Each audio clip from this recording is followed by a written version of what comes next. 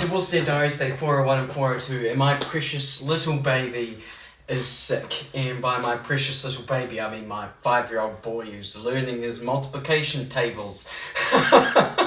He came to me on Wednesday, very feverish, with a cough and a sore throat, and I've just decided to keep him home.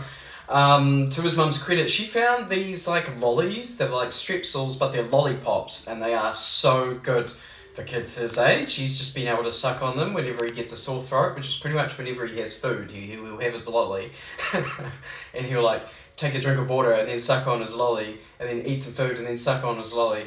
It works for him. I've also had him on Pamol 3 times a day to keep his fever under wraps. So I'll be putting him on ibuprofen in the morning and just in the evenings, because I know that for me personally, when I'm sick, that's when I feel the worst. So I want to make sure he's getting a good sleep and that he's having a good start to the day. But I also just kind of feel kind of bad for him, so I may have spoiled him by buying him one of the expansions to Goat Simulator 3, which is one of his favourite video games.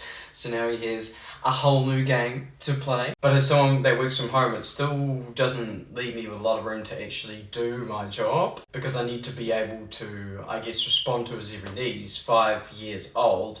I can't just sit in here and work. Effectively, he's coming in here about every half an hour. He needs something. So I've just been working half days, Thursday and today, Friday.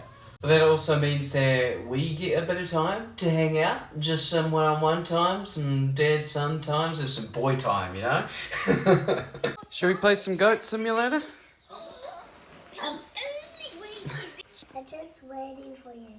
Sure enough, we spent most of the afternoon playing our new game, in between reminders to eat and drink, of course. But at one point I asked him what he wanted for lunch, and I was like, how does chicken nuggets sound? And he was like, great. And then I checked the freezer and I realised that we don't have any, so we need you to do a quick temperature check. Is it warm?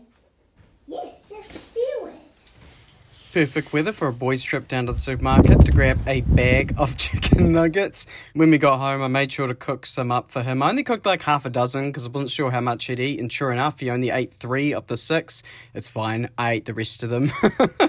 We then mostly just continued to lay about for the afternoon. I was at this point that I was like, he's definitely feeling a lot better than he was on Wednesday. He still tells me he has a sore throat, his voice still sounds funny, and at night I've been listening to him cough frequently through the walls. But for the most part, I think he'll be fine to go back to school on Monday. But once his siblings got home from school, it was then time to pop over to his mother's house, because we're still doing the 7 days of gifts until Coco turns 7. Her birthday is on Sunday. Her mum's organised that. You can check out her channel here if you want to see those videos. Once we got home, it was time to share the devices with the rest of the children. So we thought, you know what, let's do some chores while they're laying about. You know, they're being lazy. We can be productive, can't we, boy? Inevitably, at some point, he decided that playing with toys was more important than doing chores. I'll leave you to it. For now, I need to go and cook dinner. It's Friday, so I'm cooking snags, and I use like cooking in like the loosest definition of the word.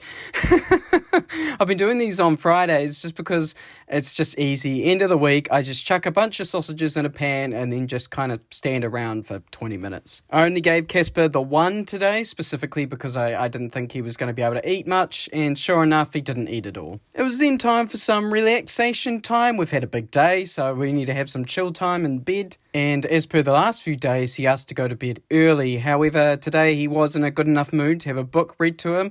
I haven't read to them for the last few nights because he's been falling asleep before his bedtime. Great selection today, sir. Looking after sick kids is usually a miserable experience, so there's really no reason I can't turn it into something a little bit more fun.